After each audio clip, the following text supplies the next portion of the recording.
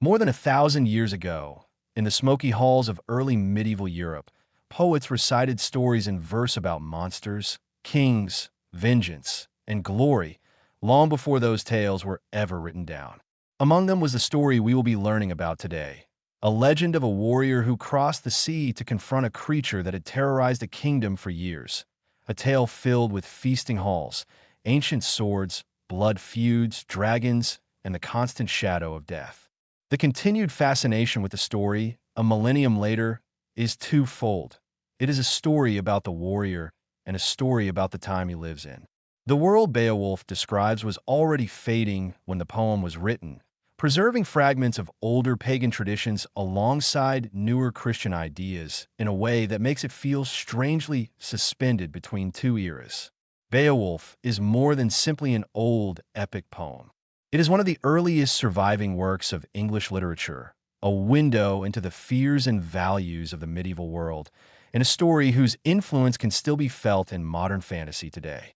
Please enjoy Wikipedia's article on the epic poem for the ages. Beowulf. Beowulf is an Old English epic poem in the tradition of Germanic heroic legend consisting of 3,182 alliterative lines. It is one of the most important and most often translated works of Old English literature. The date of composition is a matter of contention among scholars. The only certain dating is for the manuscript, which was produced between 975 and 1025 AD. Scholars call the anonymous author the Beowulf poet. The story is set in pagan Scandinavia in the 5th and 6th centuries. Beowulf, a hero of the Geats, comes to the aid of Hrothgar, the king of the Danes, whose mead hall Heorot has been under attack by the monster Grendel for 12 years. After Beowulf slays him, Grendel's mother takes revenge and is in turn defeated. Victorious, Beowulf goes home to Geatland and becomes king of the Geats. 50 years later, Beowulf defeats a dragon, but is mortally wounded in the battle. After his death, his attendants cremate his body and erect a barrow on a headland in his memory. Scholars have debated whether Beowulf was transmitted orally, affecting its interpretation. If it was composed early, in pagan times, then the paganism is central and the Christian elements were added later, whereas if it was composed later, in writing, by a Christian, then the pagan elements could be decorative archaizing. Some scholars also hold an intermediate position. Beowulf is written mostly in the late West Saxon dialect of Old English, but many other dialectal forms are present, suggesting that the poem may have had a long and complex transmission throughout the dialect areas of England. There has long been research into similarities with other traditions and accounts, including the Icelandic Grettis saga, the Norse story of Rolf Kraki, and his bear-shape-shifting servant Bodvar Bjarki, the international folktale The Bear's Son Tale, and the Irish folktale of the Hand and the Child. Persistent attempts have been made to link Beowulf to tales from Homer's Odyssey or Virgil's Aeneid. More definite are biblical parallels, with clear allusions to the books of Genesis, Exodus, and Daniel. The poem survives in a single copy in the manuscript known as the Noel Codex. It has no title in the original manuscript, but has become known by the name of the story's protagonist. In 1731, the manuscript was damaged by a fire that swept through Ashburnham House in London, which was housing Sir Robert Cotton's collection of medieval manuscripts. It survived, but the margins were charred, and some readings were lost. The Noel Codex is housed in the British Library. The poem was first transcribed in 1786. Some verses were first translated into modern English in 1805, and 9 complete translations were made in the 19th century, including those by John Mitchell Kemble and William Morris. After 1900, hundreds of translations, whether into prose, rhyming verse, or alliterative verse were made, some relatively faithful, some archaizing, some attempting to domesticate the work. Among the best-known modern translations are those of Edwin Morgan, Burton Raffle, Michael J. Alexander, Roy Liuzza, and Seamus Heaney. The difficulty of translating Beowulf has been explored by scholars including J. R. Tolkien, in his essay on translating Beowulf, who worked on a verse and a prose translation of his own. Historical background.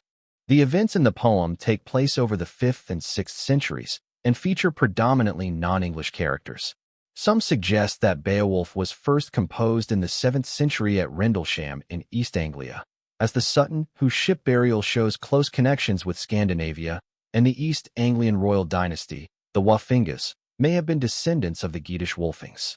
Others have associated this poem with the court of King Alfred the Great or with the court of King Knut the Great. The poem blends fictional, legendary, mythic, and historical elements. Although Beowulf himself is not mentioned in any other Old English manuscript, many of the other figures named in Beowulf appear in Scandinavian sources.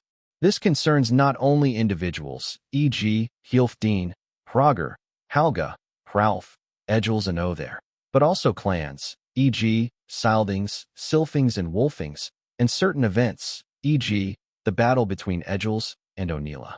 The raid by King Hygelac into Frisia is mentioned by Gregory of Tours in his History of the Franks and can be dated to around 521.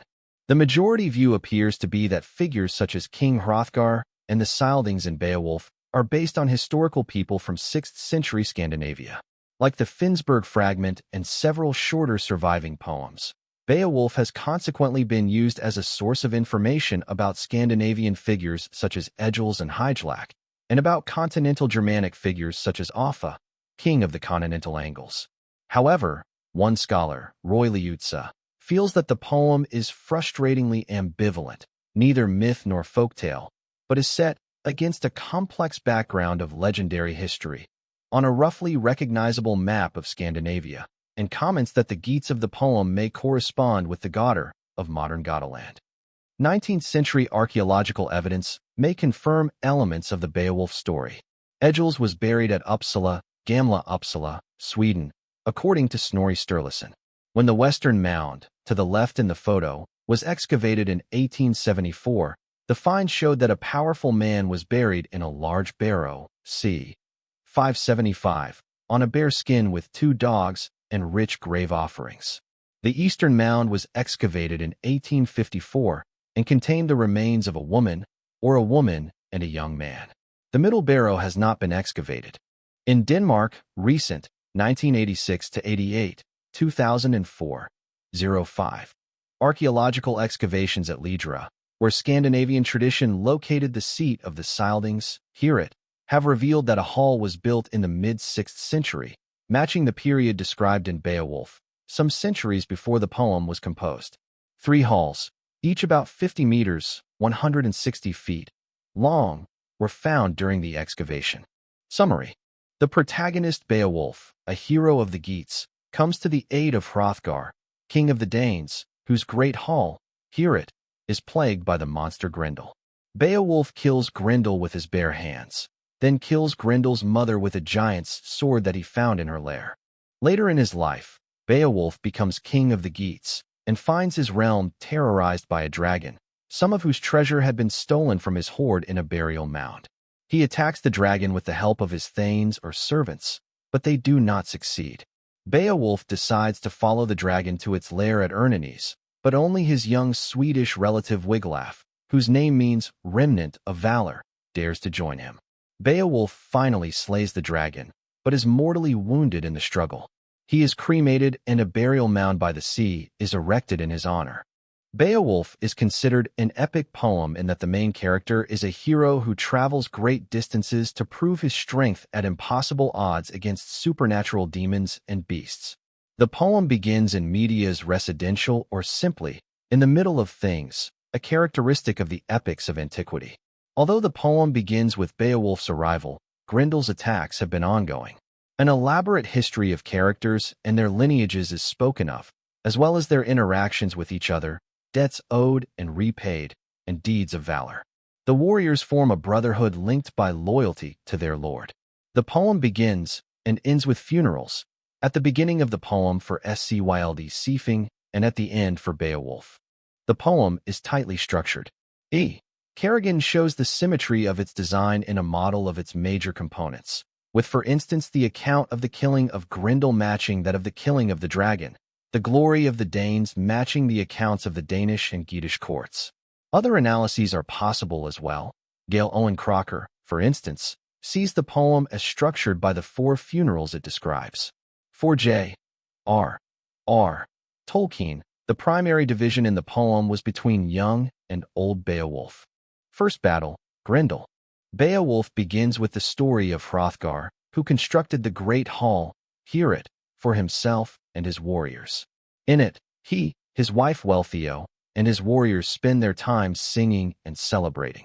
Grendel, a troll-like monster said to be descended from the biblical Cain, is pained by the sounds of joy.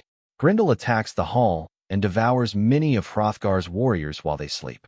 Hrothgar and his people, helpless against Grendel, abandon Heorot. Beowulf, a young warrior from Geatland, hears of Hrothgar's troubles and with his king's permission leaves his homeland to assist Hrothgar. Beowulf and his men spend the night in Heorot. Beowulf refuses to use any weapon because he holds himself to be Grendel's equal.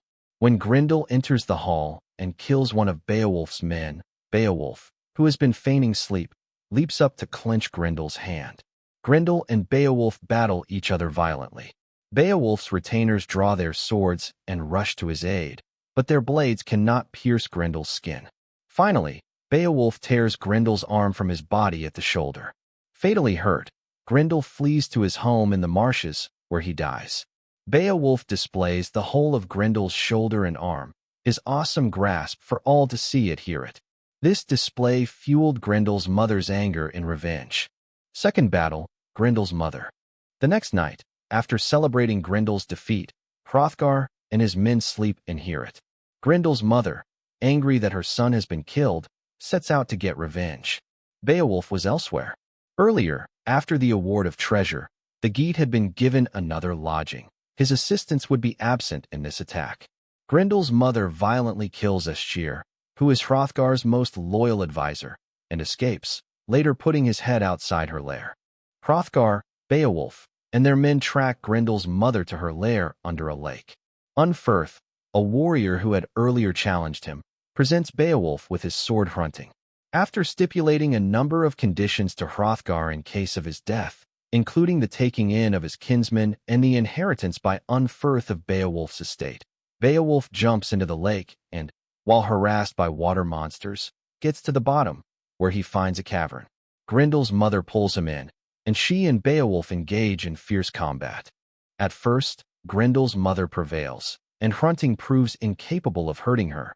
She throws Beowulf to the ground and, sitting astride him, tries to kill him with a short sword, but Beowulf is saved by his armor. Beowulf spots another sword, hanging on the wall and apparently made for giants, and cuts her head off with it. Traveling further into Grendel's mother's lair, Beowulf discovers Grendel's corpse and severs his head with the sword.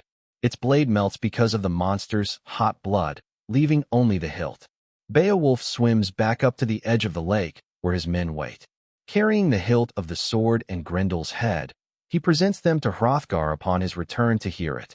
Hrothgar gives Beowulf many gifts, including the sword Naegling, his family's heirloom. The events prompt a long reflection by the king, sometimes referred to as Hrothgar's sermon, in which he urges Beowulf to be wary of pride and to reward his thanes. Final battle, the dragon. Beowulf returns home and eventually becomes king of his own people. One day, 50 years after Beowulf's battle with Grendel's mother, a slave steals a golden cup from the lair of a dragon at Ernannes. When the dragon sees that the cup has been stolen, it leaves its cave in a rage, burning everything in sight.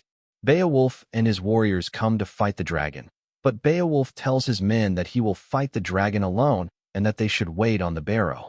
Beowulf descends to do battle with the dragon, but finds himself outmatched. His men, upon seeing this and fearing for their lives, retreat into the woods. However, one of his men, Wiglaf, in great distress at Beowulf's plight, comes to his aid. The two slay the dragon, but Beowulf is mortally wounded. After Beowulf dies, Wiglaf remains by his side, grief-stricken. When the rest of the men finally return, Wiglaf bitterly admonishes them, blaming their cowardice for Beowulf's death.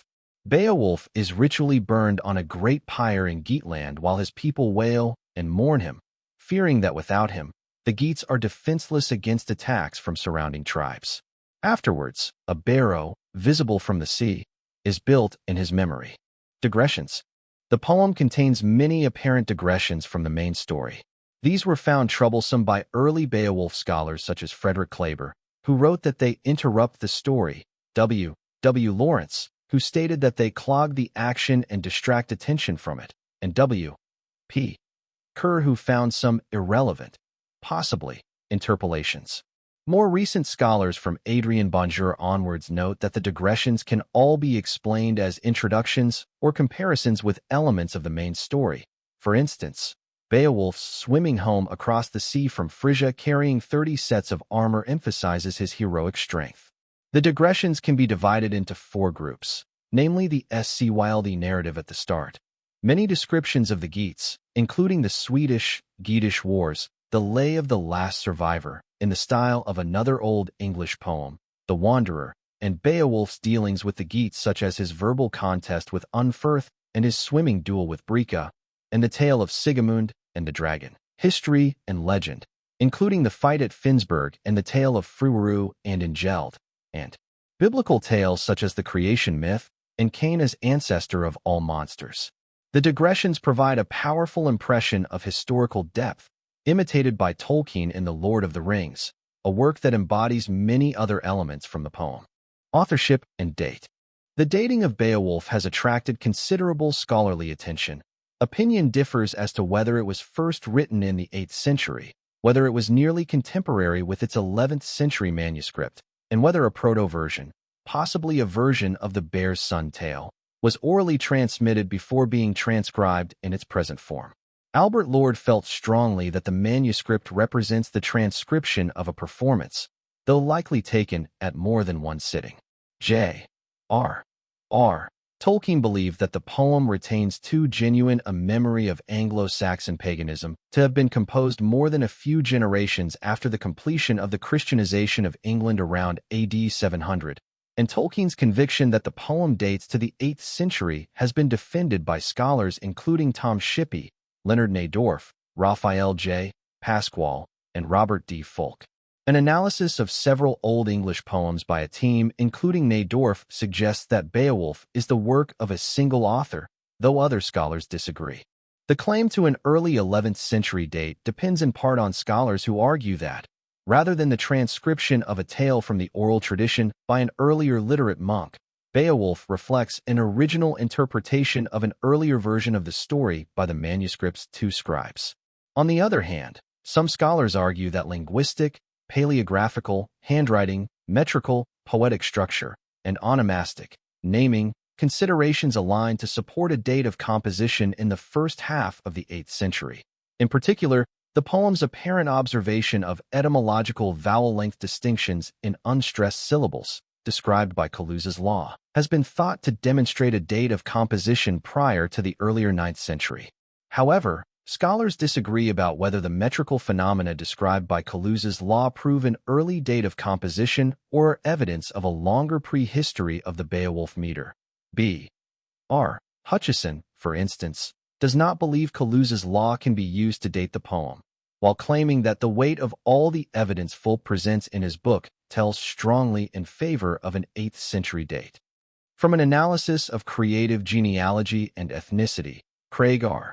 Davis suggests a composition date in the AD 890s, when King Alfred of England had secured the submission of Guthrum, leader of a division of the great heathen army of the Danes, and of Ethelred, alderman of Mercia. In this thesis, the trend of appropriating Gothic royal ancestry, established in Francia during Charlemagne's reign, influenced the Anglian kingdoms of Britain to attribute to themselves a Geatish descent. The composition of Beowulf was the fruit of the later adaptation of this trend in Alfred's policy of asserting authority over the Angelson, in which Celtic descent was attributed to the West Saxon royal pedigree. This date of composition largely agrees with Lappage's positing of a West Saxon exemplar c. 900. The location of the poem's composition is intensely disputed. In 1914, F.W. Morman, the first professor of English language at University of Leeds, claimed that Beowulf was composed in Yorkshire, but E.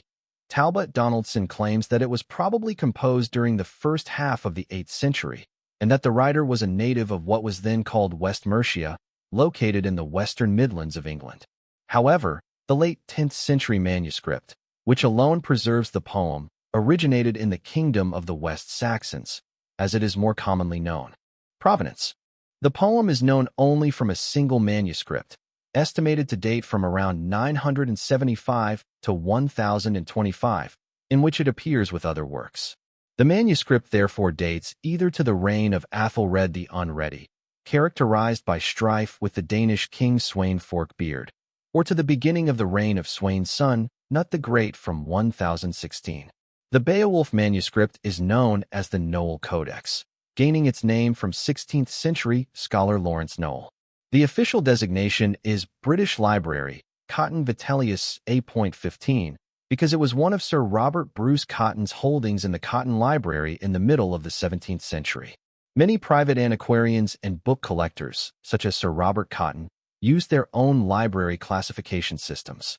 Cotton Vitellius A.15 translates as the 15th book from the left on shelf A, the top shelf, of the bookcase with the bust of Roman Emperor Vitellius standing on top of it, in Cotton's collection.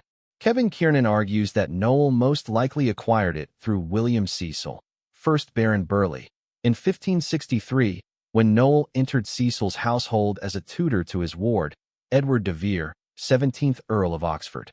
The earliest extant reference to the first foliation of the Noel Codex was made sometime between 1628 and 1650 by Franciscus Junius, the Younger.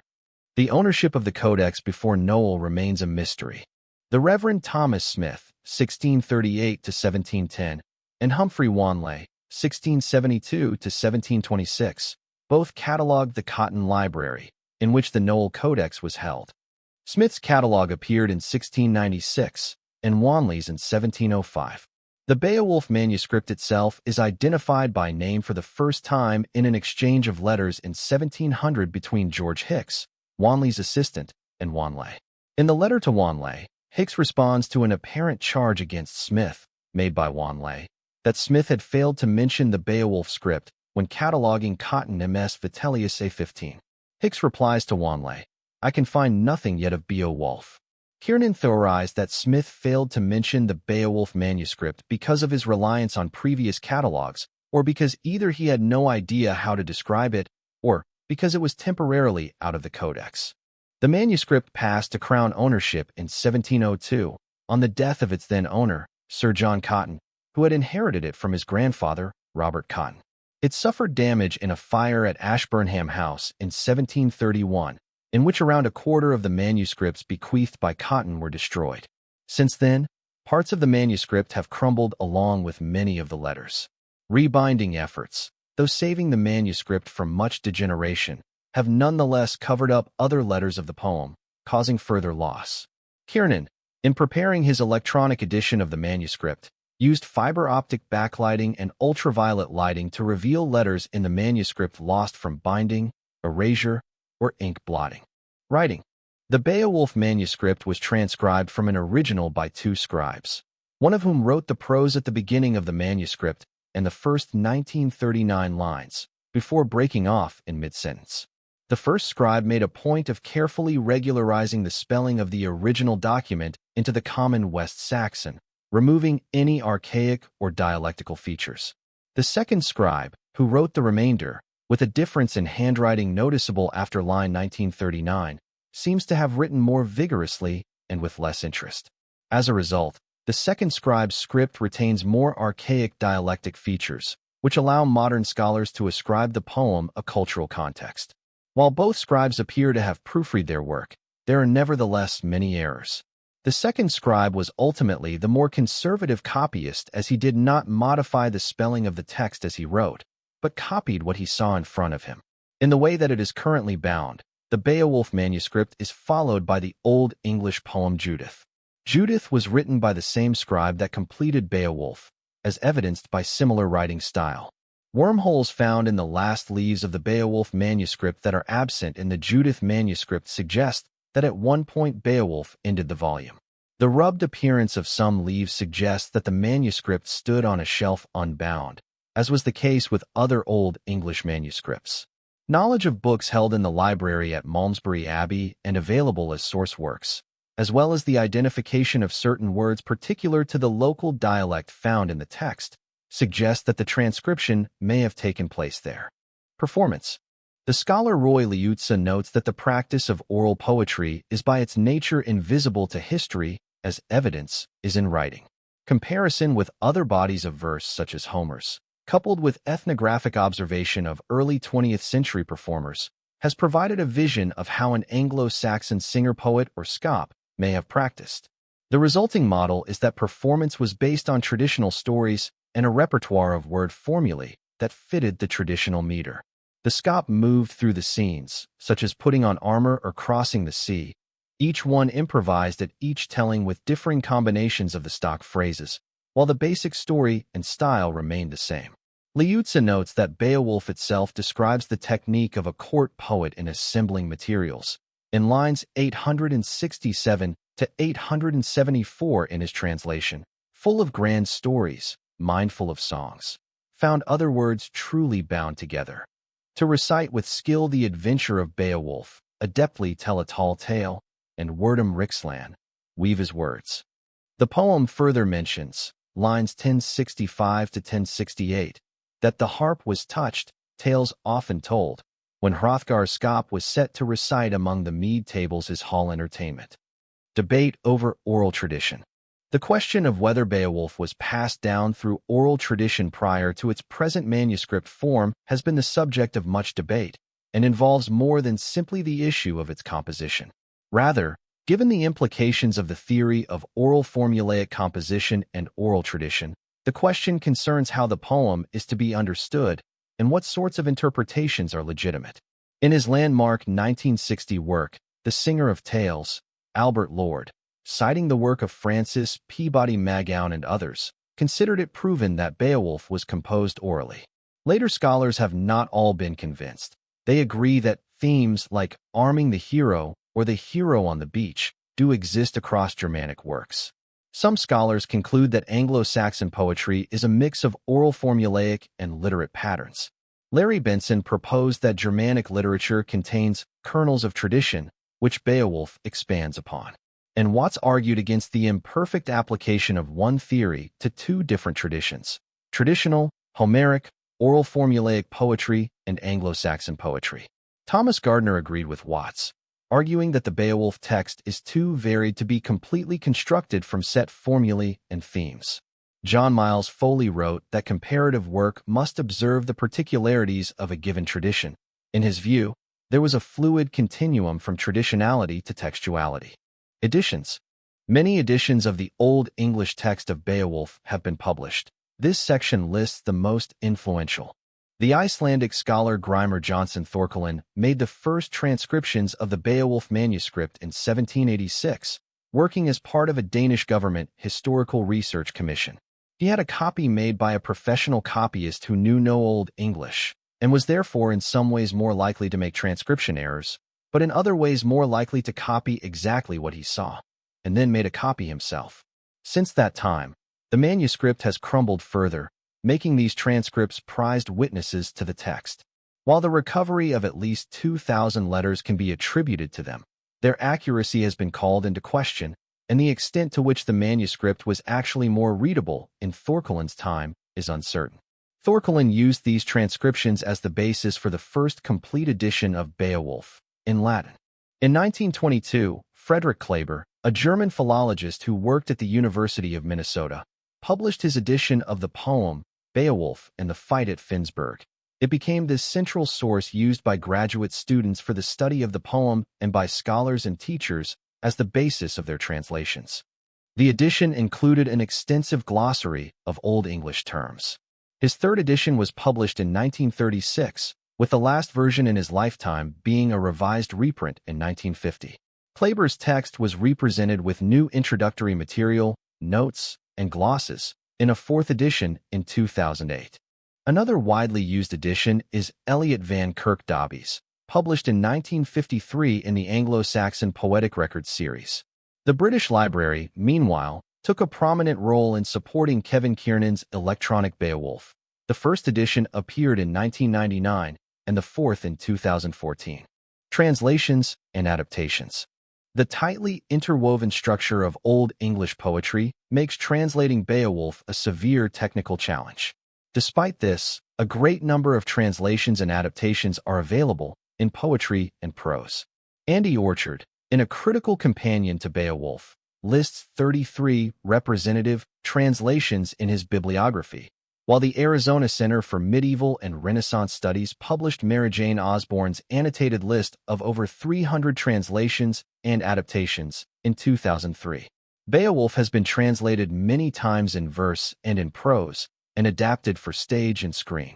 By 2020, the Beowulf's Afterlives bibliographic database listed some 688 translations and other versions of the poem. Beowulf has been translated into at least 38 other languages. In 1805, the historian Sharon Turner translated selected verses into modern English. This was followed in 1814 by John Josias Conybeare, who published an edition in English paraphrase and Latin verse translation. In F.S.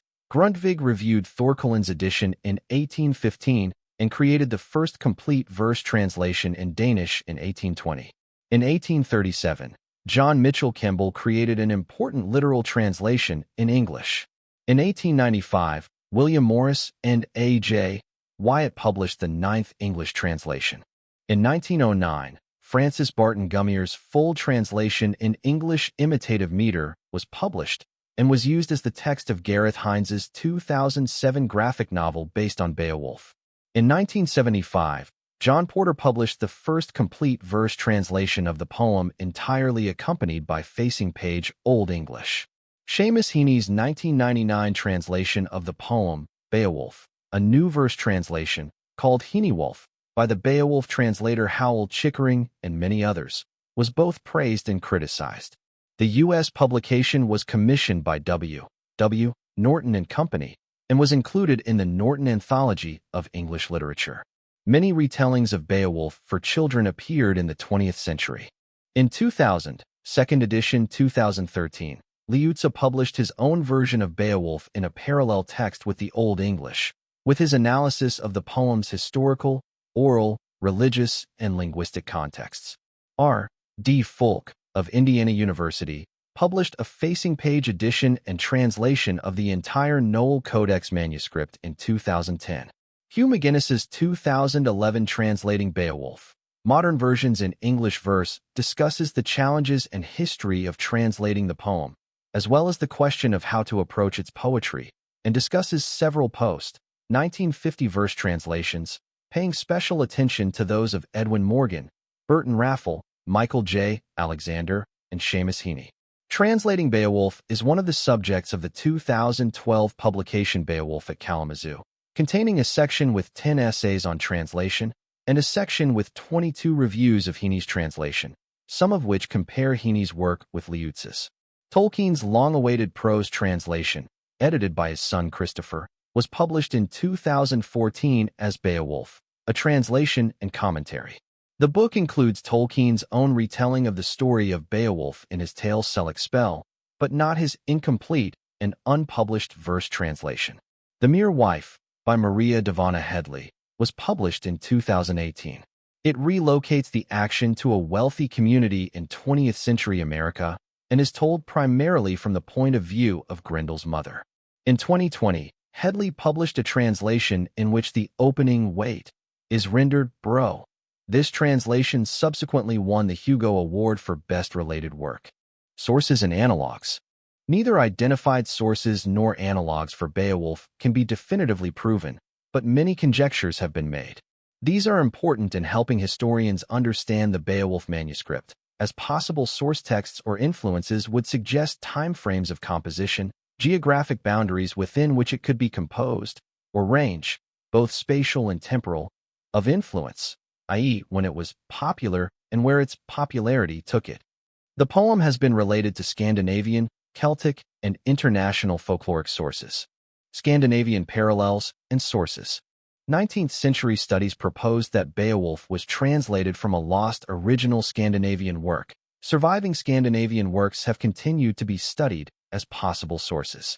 In 1886, Gregor Sarazen suggested that an Old Norse original version of Beowulf must have existed, But in 1914, Carl Wilhelm von Sydow claimed that Beowulf is fundamentally Christian and was written at a time when any Norse tale would have most likely been pagan.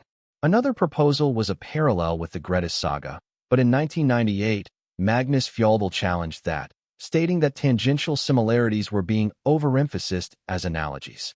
The story of Rolf Kraki and his servant, the legendary bear shapeshifter Bodverg Jarki, has also been suggested as a possible parallel. He survives in Rolf's Saga Kraka and Saxo's Gesta Danorum, while Rolf Kraki, one of the Scyldings, appears as Hrothgar in Beowulf. New Scandinavian analogues to Beowulf continue to be proposed regularly, with Rolf's Saga Gautrexanar being the most recently adduced text. International folktale sources. Friedrich Panzer, 1910, wrote a thesis that the first part of Beowulf, the Grendel story, incorporated pre-existing folktale material, and that the folktale in question was of the bear's son tale, Barentsmarchen, type, which has surviving examples all over the world. This tale type was later catalogued as International Folktale Type 301 in the ATU Index, now formally entitled The Three Stolen Princesses type in Hans Uther's catalog, although the bear's son is still used in Beowulf criticism, if not so much in folkloristic circles. However, although this folkloristic approach was seen as a step in the right direction, the bear's son tale has later been regarded by many as not a close enough parallel to be a viable choice. Later, Peter A. Jorgensen, looking for a more concise frame of reference, coined a two-troll tradition that covers both Beowulf and Grettis saga, a Norse echotype in which a hero enters a cave and kills two giants, usually of different sexes. This has emerged as a more attractive folktale parallel, according to a 1998 assessment by Anderson. The epic's similarity to the Irish folktale The Hand and the Child was noted in 1899 by Albert S. Cook and others even earlier. In 1914, the Swedish folklorist Carl Wilhelm von Sydow made a strong argument for parallelism with The Hand and the Child, because the folktale type demonstrated a monstrous arm motif that corresponded with Beowulf's wrenching off Grendel's arm. No such correspondence could be perceived in the bear's son tale or in the Grettis saga. James Carney and Martin Povell agree with this hand and the child contextualization. Povell supported the hand and the child theory through such motifs as, in Anderson's words, the more powerful giant mother, the mysterious light in the cave, the melting of the sword in blood, the phenomenon of battle rage, swimming prowess, combat with water monsters, underwater adventures, and the bear hug style of wrestling. In the Mabinogion, Ternan discovers the otherworldly boy-child Pryderi, the principal character of the cycle, after cutting off the arm of a monstrous beast which is stealing foals from his stables. The medievalist R. Mark Scowcroft notes that the tearing off of the monster's arm without a weapon is found only in Beowulf and 15 of the Irish variants of the tale.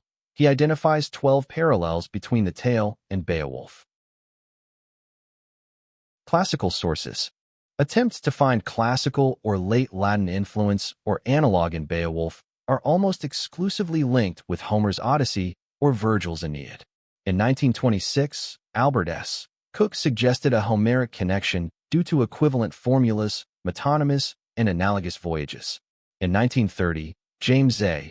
Works supported the Homeric influence, stating that the encounter between Beowulf and Unferth was parallel to the encounter between Odysseus and Euryalus in books 7 to 8 of the Odyssey, even to the point of both characters giving the hero the same gift of a sword upon being proven wrong in their initial assessment of the hero's prowess. This theory of Homer's influence on Beowulf remained very prevalent in the 1920s, but started to die out in the following decade when a handful of critics stated that the two works were merely comparative literature. Although Greek was known in late 7th century England, Bede states that Theodore of Tarsus, a Greek, was appointed Archbishop of Canterbury in 668, and he taught Greek. Several English scholars and churchmen are described by Bede as being fluent in Greek due to being taught by him. Bede claims to be fluent in Greek himself. Frederick Kleber, among others, argued for a connection between Beowulf and Virgil near the start of the 20th century, claiming that the very act of writing a secular epic in a Germanic world represents Virgilian influence. Virgil was seen as the pinnacle of Latin literature, and Latin was the dominant literary language of England at the time, therefore making Virgilian influence highly likely. Similarly, in 1971, Alastair Campbell stated that the apologue technique used in Beowulf is so rare in epic poetry aside from Virgil that the poet who composed Beowulf could not have written the poem in such a manner without first coming across Virgil's writings. Biblical influences. It cannot be denied that biblical parallels occur in the text, whether seen as a pagan work with Christian coloring added by scribes, or as a Christian historical novel, with selected bits of paganism deliberately laid on as local color, as Margaret E. Goldsmith did in The Christian Theme of Beowulf. Beowulf echoes the Book of Genesis, the Book of Exodus, and the Book of Daniel in its references to the Genesis creation narrative, the story of Cain and Abel, Noah and the flood, the devil, hell, and the Last Judgment. Dialect. Beowulf predominantly uses the West Saxon dialect of Old English, like other Old English poems copied at the time. However, it also uses many other linguistic forms. This leads some scholars to believe that it has endured a long and complicated transmission through all the main dialect areas. It retains a complicated mix of Mercian, Northumbrian, early West Saxon, Anglian, Kentish, and late West Saxon dialectical forms. Form and meter. Old English poets typically used alliterative verse, a form of verse in which the first half of the line, the A verse, is linked to the second half, the B verse, through similarity in initial sound. That the line consists of two halves is clearly indicated by the caesura, oft scyld / sina rietum, L4.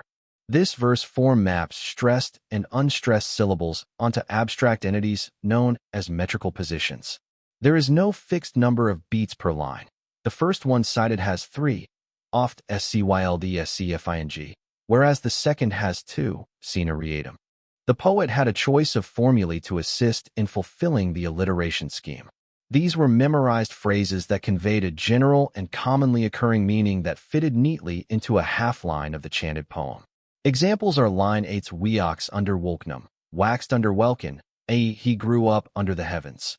Line 11's Gomben Gildan, pay tribute. Line 13's Jong in Geardum, young in the yards, i.e. young in the courts. And line 14's false to Frafra, as a comfort to his people. Kennings are a significant technique in Beowulf. They are evocative poetic descriptions of everyday things, often created to fill the alliterative requirements of the meter. For example, a poet might call the sea the swan's riding. A king might be called a ring-giver. The poem contains many kennings, and the device is typical of much of classic poetry in Old English, which is heavily formulaic. Interpretation and criticism. The history of modern Beowulf criticism is often said to begin with Tolkien, author and Merton Professor of Anglo-Saxon at the University of Oxford, who in his 1936 lecture to the British Academy criticized his contemporaries' excessive interest in its historical implications. He noted in Beowulf, the monsters and the critics that as a result the poem's literary value had been largely overlooked, and argued that the poem is in fact so interesting as poetry, in places poetry so powerful that this quite overshadows the historical content. Tolkien argued that the poem is not an epic, that, while no conventional term exactly fits, the nearest would be elegy, and that its focus is the concluding dirge. Paganism and Christianity. In historical terms, the poem's characters were Germanic pagans, yet the poem was recorded by Christian Anglo-Saxons who had mostly converted from their native Anglo-Saxon paganism around the 7th century. Beowulf thus depicts a Germanic warrior society, in which the relationship between the lord of the region and those who served under him was of paramount importance. In terms of the relationship between characters in Beowulf and God, one might recall the substantial amount of paganism that is present throughout the work. Literary critics, such as Fred C. Robinson, argue that the Beowulf poet tries to send a message to readers during the Anglo-Saxon time period regarding the state of Christianity in their own time.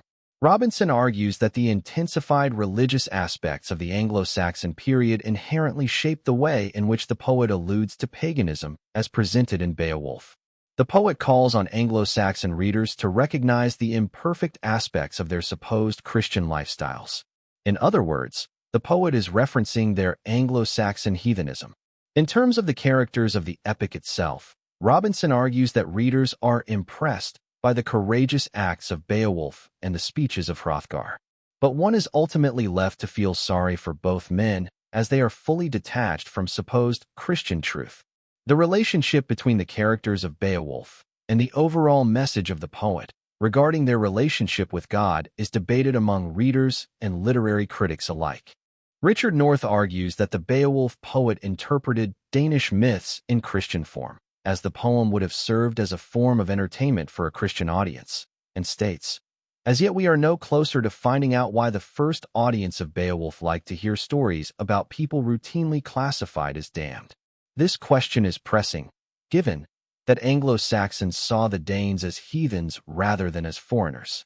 Donaldson wrote that the poet who put the materials into their present form was a Christian and poem reflects a Christian tradition. Other scholars disagree as to whether Beowulf is a Christian work set in a Germanic pagan context. The question suggests that the conversion from the Germanic pagan beliefs to Christian ones was a prolonged and gradual process over several centuries, and the poem's message in respect to religious belief at the time it was written remains unclear. Robert F. Yeager describes the basis for these questions. That the scribes of Cotton Vitellius A.15 were Christian is beyond doubt, and it is equally sure that Beowulf was composed in a Christianized England since conversion took place in the 6th and 7th centuries. The only biblical references in Beowulf are to the Old Testament, and Christ is never mentioned. The poem is set in pagan times, and none of the characters is demonstrably Christian.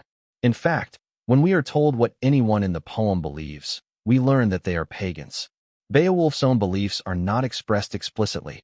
He offers eloquent prayers to a higher power, addressing himself to the Father Almighty, or the wielder of all.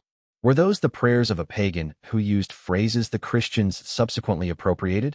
Or did the poem's author intend to see Beowulf as a Christian hero, symbolically refulgent with Christian virtues?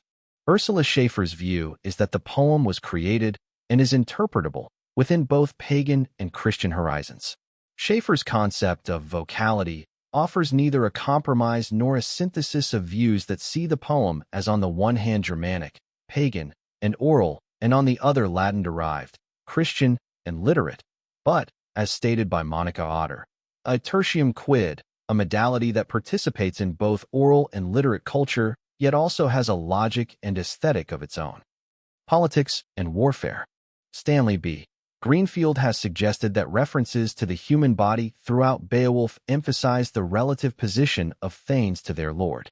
He argues that the term shoulder companion could refer to both a physical arm as well as a thane, Eschir, who was very valuable to his lord, Hrothgar. With Eschir's death, Hrothgar turns to Beowulf as his new arm. Greenfield argues the foot is used for the opposite effect, only appearing 4 times in the poem.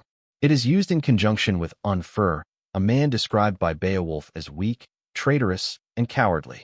Greenfield notes that Unfer is described as at the king's feet, line 499. Unfer is a member of the foot troops, who, throughout the story, do nothing and generally serve as backdrops for more heroic action. Daniel Podgorski has argued that the work is best understood as an examination of intergenerational vengeance-based conflict or feuding.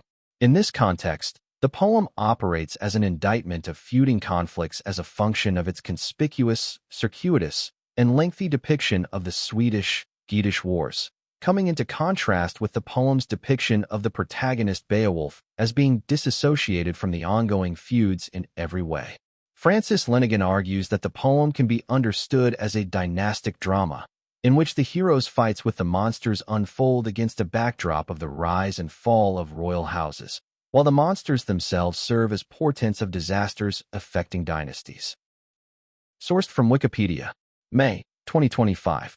Produced by ttsreader.com and Wikipedia or Readipedia for your viewing and listening pleasure. Thank you for listening. As always, please like the video, subscribe to the channels, and leave your recommendations in the comments. What would you like to learn about next?